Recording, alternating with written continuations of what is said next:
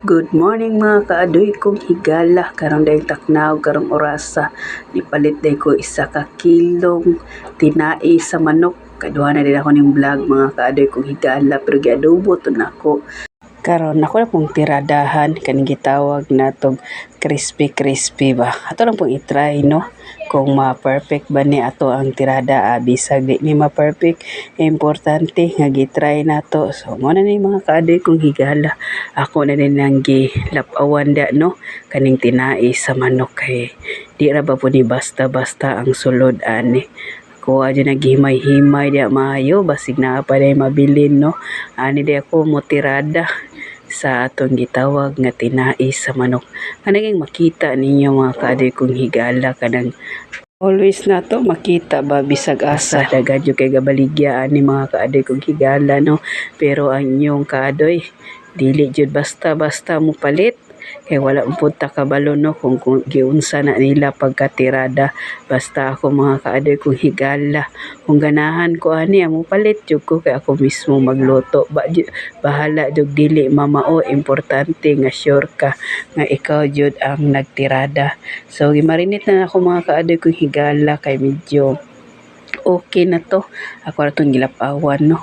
Ako ding tirada ani ahos ra jud o kauban pud sa paminta. Ani ra day mo tirada si kaadoy. Panahon day sa pagluto-luto nato no. Kinahanglan jud nato limpyo jud ang atong pagkatirada og lamian nga pagka luto-luto diring dapita.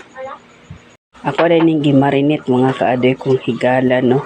Butangan po din ako nagsuka dirang dapita para malami-lami jud ang lasa. Gitimplahan po na ako nag-asin bitsin og magic sarap para nindot jud ang ato ang timplada ba.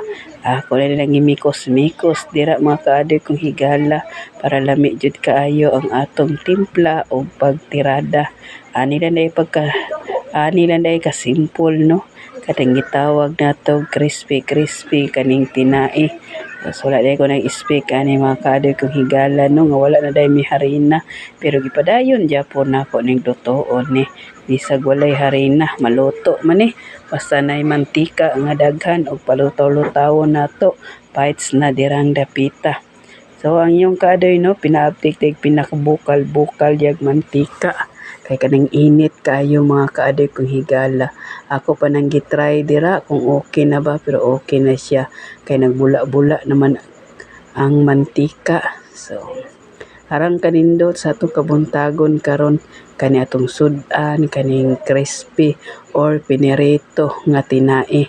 Ani lang day kadali ato lang ning ukay-ukayon nga pinaabtik. So ang ato ang gitry no okay na kaayo gamay-gamay ra sa atong pagkatirada.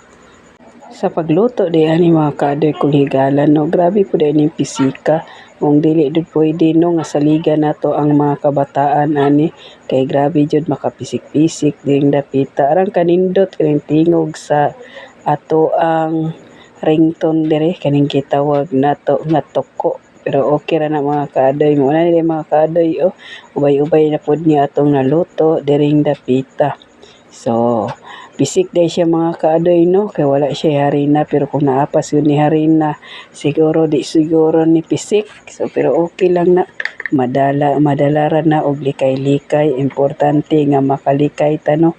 Ani na day ka bula-bula dang dapita kay parte na pong daghan na atong naluto mga kaadoy kong higala. Sa kuha day pagluto diri no parte pong daghan na nagabang-abang diri sa kuha kay paborito ni sa mga kabataan. So karon day mga kaadoy kong higala parte nang daghan na atong naluto diring dapita. Mo din akong naluto sa 1 ka kilo